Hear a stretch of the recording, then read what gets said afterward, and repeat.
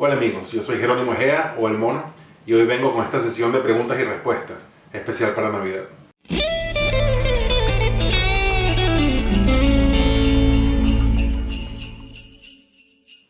Estas fueron preguntas que me fueron dejadas en mi Facebook, en mi Instagram y en los comentarios aquí de YouTube. Si quieres dejarme alguna pregunta para un futuro video de preguntas y respuestas, puedes hacerlo por las mismas vías, aquí en los comentarios o en mi Facebook o en mi Instagram.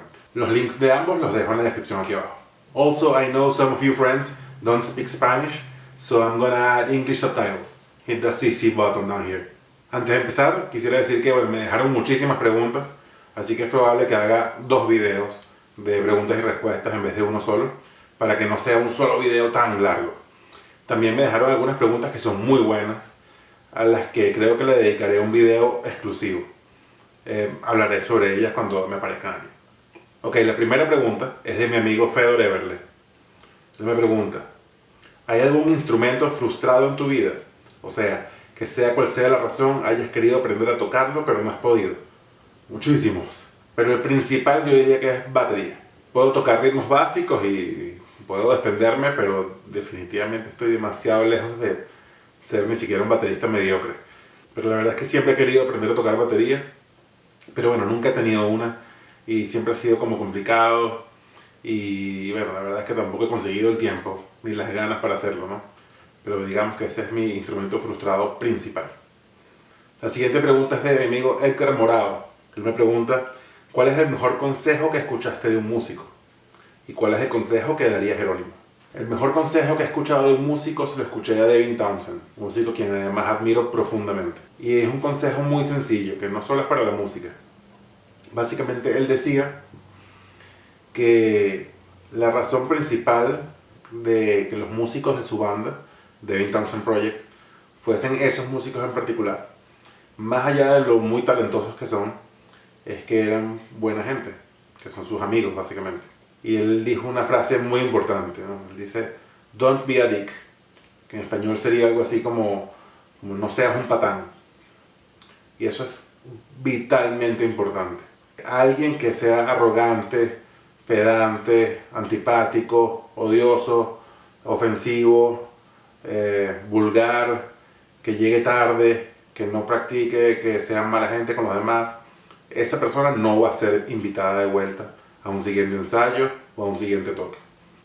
Yo lo he vivido personalmente. He conocido músicos talentosísimos que por su mala actitud, mala vibra, antipatía, etc., nunca terminan en una banda y terminan solos. Nadie quiere tocar con ellos.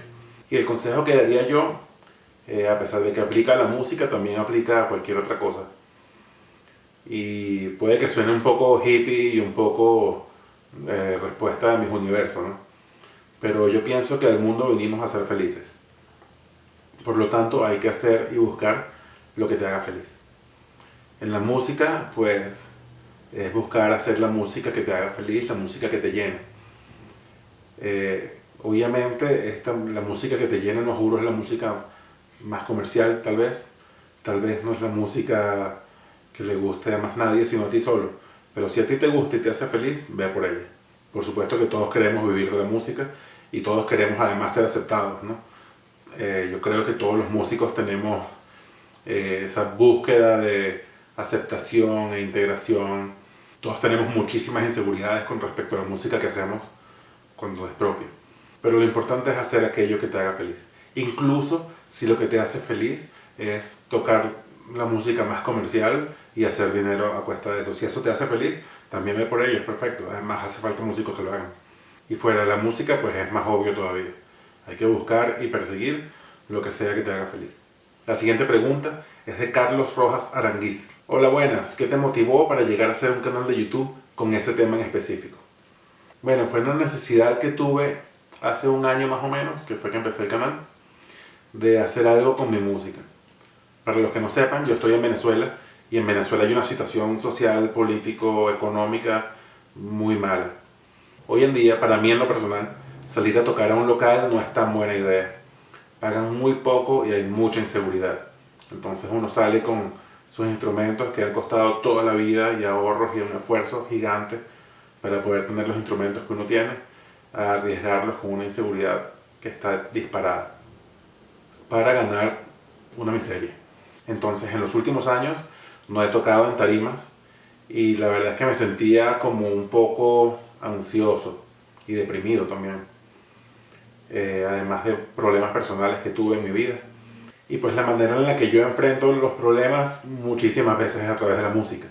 Y considerando que no podía salir a tocar por ahí, pero sí quería seguir demostrando lo que tengo, pues lo único que se me ocurrió fue hacer un canal de YouTube tocando guitarra. Eventualmente eso fue cambiando a un canal donde no solo tocaba guitarra, sino hablaba sobre guitarra.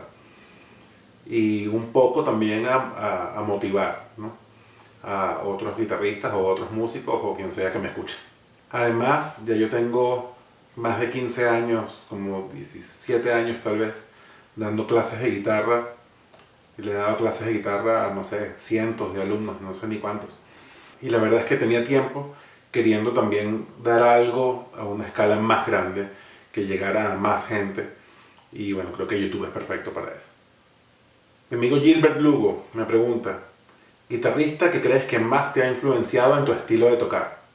Es muy difícil elegir uno solo, así que voy a elegir dos. Yo tengo como dos lados en cuanto a cómo toco, pienso yo. Un lado que es más rock clásico, blues, y un lado que es más metal. Ahí está el perro al lado saludando. Entonces yo pienso que soy una mezcla como de esos mundos, ¿no? Así que voy a decir que David Gilmour de Pink Floyd y Dimebag Darrell de Pantera. Sin embargo, me cuesta muchísimo decir dos. Acabo de decir esos dos y se me acaba de ocurrir cómo es posible que no diga a Paul Gilbert y cómo, etcétera, etcétera. Así que voy a dejarlo hasta aquí porque si no el video va a ser solo sobre eso. Brownick Landaes, o Landaes, disculpa si pronuncio mal tu apellido. ¿Qué consejo le darías a esos músicos que no reciben ningún apoyo familiar por no hacer una carrera de verdad? Pues eso es bastante común, la verdad, lamentablemente. La música es una carrera como cualquier otra, tan exigente como cualquier otra. Yo estudié licenciatura en música, mención composición, por como unos 4 años más o menos. No pude graduarme por problemas personales que tuve, mi padre falleció, etc. Tuve que empezar a trabajar y no tenía tiempo ni los recursos. Pero bueno, el hecho es que era una carrera súper exigente. Yo me tenía que quemar las pestañas como cualquier amigo mío estudiando medicina se quemaba las pestañas estudiando. Noches sin dormir, estudiando hasta tardísimo. De hecho, en algún momento me recuerdo que estaba estudiando algo, no me acuerdo qué, y me sentía tan cansado. Y en ese momento hice como memoria y me di cuenta que tenía más de un año sin tomarme una cerveza, sin salir de una fiesta, nada, que no fuese estudiar. Entonces es una carrera bien exigente, la verdad. Y si quieres además ser el mejor, pues obviamente es más exigente todavía.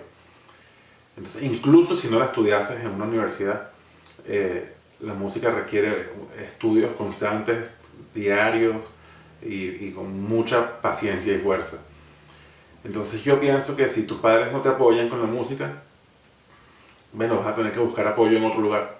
Si es que necesitas apoyo, ¿no? Pero si necesitas el apoyo, pues vas a tener que buscarlo en otro lado. Si lo que necesitas es apoyo económico, bueno, obviamente es más difícil, pero siempre se puede resolver algo. Lo importante, bueno, como decía en el consejo de antes, es que tú hagas eso que te hace feliz. Obviamente la carrera de música, después de haber estudiado, o sea, ser un músico profesional, es sumamente difícil. La competencia es altísima y solo los mejores son los que verdaderamente lo logran. Así que tienes que estar preparado para eso. Yo pienso que una de las cualidades más importantes que tenemos que tener los músicos es que el fracaso no nos derrote. La mayoría de los músicos del mundo han hecho cientos de proyectos que no van a ningún lado. Han compuesto cientos o miles de canciones que a nadie le gustan. Y así. Pero esos fracasos hay que sacudírselos y seguir otro y otro y otro. Y tarde o temprano algo vas a conseguir que va a dar frutos en cuanto a profesión. David Reyes, amigo de México, me pregunta: ¿has pensado en hacer tu disco en solitario como guitarrista virtuoso? Y si es así, ¿qué estilo te gustaría tocar? Pues la verdad es que en algún momento lo pensé hace muchos años, eh, cuando tenía como 20 y pocos años, grabé un proyecto en solitario que se llamó Dark Master, que ahorita lo escucho y en realidad es casi vergonzoso de lo mal que suena. Por ahí está todavía el MySpace de eso. Es más, voy a poner el link abajo para que se burlen de mí, de lo mal que sonaba eso. Que era una nota de hacer un proyecto de guitarra virtuoso, pero en metal. Que no fuese tan fusión como Satriani o como Vai, que no fuese tan rock and roll, sino metal. Hoy en día mucha gente ya lo ha hecho, Jeff Loomis lo hizo, mucha gente lo ha hecho. Pero en ese entonces no era tan común. Sin embargo, con el tiempo la verdad es que se me quitaron las ganas de hacer un proyecto así solista de guitarra, instrumental, etc. Hoy en día no me llama tanto la atención el género ni el estilo. Sí puede que haga un disco solista, pero no va a ser instrumental de guitarra virtuoso, va a ser un disco con canciones, donde no juro, ni siquiera juro la guitarra sea lo más importante. Obviamente tendría bastante guitarra porque es mi instrumento principal, pero digamos que el enfoque no sería a la guitarra, sino a las canciones. Otra pregunta de David Reyes. ¿Has tenido alguna vez esa frustración y bloqueo mental para componer material o sentirte estancado y que no avances en el instrumento pensando en dejarlo por la paz? Bueno, jamás en la vida he pensado en dejar el instrumento. Nunca, la verdad, eso nunca se me ha pasado por la cabeza. Para mí la guitarra ya es como parte de quién soy, la verdad. Entonces como que decir que voy a dejar la guitarra es como decir que voy a dejar una pierna. Es algo que no me entra en la cabeza. Ahora, dicho eso, por supuesto que me ha entrado frustración, bloqueo, etcétera, etcétera. Súper normal. En cuanto al bloqueo de lo que llaman el writer's block, que el bloqueo del escritor, ¿no? Yo pienso que es algo que se puede luchar en contra y es fácil de vencer. Lo que hay que hacer es seguir componiendo. Entonces no me viene nada, pues sigues escribiendo. Y de escribir porquerías, porque estás bloqueado, eventualmente se empieza a abrir esa puerta. Y en cuanto a la frustración de que algo es muy difícil y no me sale algo así, por supuesto, también toda mi vida. Pero he aprendido a ver las cosas difíciles más como un reto, como algo que voy a lograr, en vez de algo imposible, que difícil, no lo soporto, etc. Entonces ya hoy en día veo la cosa más difícil del mundo y ya no me frustra ni un poquito, la verdad. Más bien como que me emociona de que, hay algo nuevo que puedo aprender a hacer. Mi amigo Antonio Narciso, Tony, me pregunta, ¿qué modos y escalas usa Slash en Appetite for Destruction? Esa pregunta es tan buena que creo que voy a hacer un video específico para ella, con la guitarra tocando las partes. Pero para resumirlo aquí rapidito, que recuerde, obviamente no tengo todas las canciones en mi cabeza ahorita, pero que recuerde, bueno, obviamente pentatónica, la escala menor pentatónica de la escala blues, pero también usa mucho la escala menor armónica, usa el modo mixolidio, usa el modo dórico, el eólico también obviamente. La verdad es que Slash es un guitarrista bien particular, la verdad, yo lo admiro muchísimo, porque a pesar de que él obviamente no sabe que Carrizo es el modo mixolidio, lo usa, y eso requiere un talento especial. Entonces él, en realidad él es un guitarrista completísimo que toca cualquier cantidad de escalas, modos, y con una técnica bastante buena, que la gente bueno, digamos, los guitarristas más virtuosos o los más técnicos como que lo medio rechazan un poco porque es más rock and roll, blues y tal, y piensan que es pura pentatónica, pero definitivamente no lo es. Mi amigo Rómulo Frusciante, desde España, me pregunta, ¿Telecaster, Stratocaster o Les Paul? ¿Cuál preferirías si solo pudieses tocar siempre una de ellas? Esas preguntas son demasiado fuertes, la verdad. Porque elegir una guitarra para el resto de mi vida sería demasiado horrible. Porque además yo siento que yo toco diferente con diferentes guitarras. Cuando yo agarro mi Stratocaster, toco diferente que cuando agarro mi Ibanez, por ejemplo. Entonces, elegir una guitarra por el resto de mi vida también es casi que elegir una manera de tocar y la otra no tanto. Puede que sea yo el que soy así, que estoy medio loco, pero bueno, así soy yo. Sin embargo, bueno, para jugar el juego, yo creo que me iría por una Stratocaster. la verdad.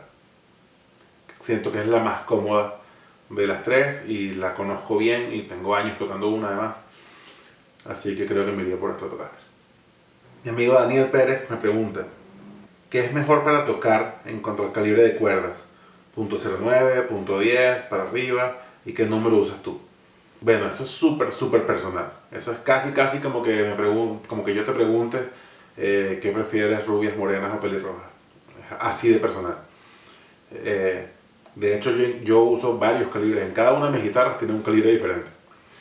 También yo pienso que casi que son más las guitarras las que eligen qué calibre de cuerdas pegan con uno que uno. Por ejemplo, en mi Ibanez, que la tengo en afinación estándar, uso cuerda 09. A pesar de que a mí me gustan más las cuerdas 010, a la Ibanez no le gustan las cuerdas 010. No sé, le pongo cuerda 010 y no queda bien. Y se siente rara y no es lo mismo. Entonces, bueno, en la Ibanez 09 queda perfecta, que me encanta, es perfecta. En la Stratocaster, que también la tengo en afinación estándar, uso 10. Y siento que también es perfecto para ella y para mí, todo bien. Luego en la LTD Eclipse, tipo Les Paul, uso 011, pero esta la afino en re generalmente, un tono más abajo. Y como es escala más corta, también en realidad se siente bastante cómoda la 011. Y luego en la Jackson Randy Rhoads uso 13, pero esta la tengo afinada en Si estándar. Entonces básicamente es como si fuese un set de 7 cuerdas, pero sin el Mi agudo. Entonces, bueno, la respuesta a la pregunta es que, bueno, depende de qué afinación vayas a usar y depende de qué guitarra tengas y de tu estilo. Así que no le presten tanta atención. Richie Gámez me pregunta qué equipos utilizar para hacer un mini estudio casero en donde los temas a grabar salgan muy respetables. Y si tiene las 3B sería genial. Las 3B, para quien no sepa, son buenos, bonitos, baratos. Bueno, lo primero que necesitas es una computadora. No tiene que ser la computadora más cara ni con las mejores especificaciones del mundo. Con una computadora decente ya puedes trabajar. Luego necesitas una interfaz, que hay interfaces muy económicas que son muy buenas. También obviamente depende de qué quieres grabar. Si quieres grabar una batería acústica, por ejemplo, necesitas una interfaz grande porque a la batería la vas a microfonear con varios micrófonos, muchos micrófonos. Pero si, por ejemplo, vas a grabar únicamente guitarra, bajo, voz, puedes tener una interfaz de 1 o 2 canales y vas a estar bien. Dependiendo también si, por ejemplo, si vas a grabar puras guitarras, no necesitas, juro, un micrófono. Podrías usar amplificadores virtuales y te vas directo guitarra, interfaz, amplificadores virtuales. O si tienes un buen amplificador, pues un SM57 o un micrófono por el estilo para microfonear el ampli. Lo siguiente que no es tan barato serían unos buenos monitores. Si yo estuviese empezando un estudio casero desde cero y estoy empezando apenas con las grabaciones, pues no gastaría una fortuna en monitores, además no gastaría una fortuna en nada, en ningún específico. Buscaría cosas que fuesen económicas y decentes. Por ahí se empieza, con eso ya tienes ahí para grabar lo que tú quieras. Las baterías las puedes hacer secuenciadas, así que por ahí estás listo. Bueno, eso ha sido todo por hoy. Si tienes alguna pregunta que quieras hacerme para un futuro video de preguntas y respuestas, puedes hacerla aquí en los comentarios o en mi Facebook o Instagram, que los links están en la descripción. Si gustas, suscríbete a mi canal haciendo clic de este lado, así como bueno, pondré otros videos míos por aquí. Yo soy El Mono y espero que tengas una feliz Navidad y que estés muy bien. Bye bye.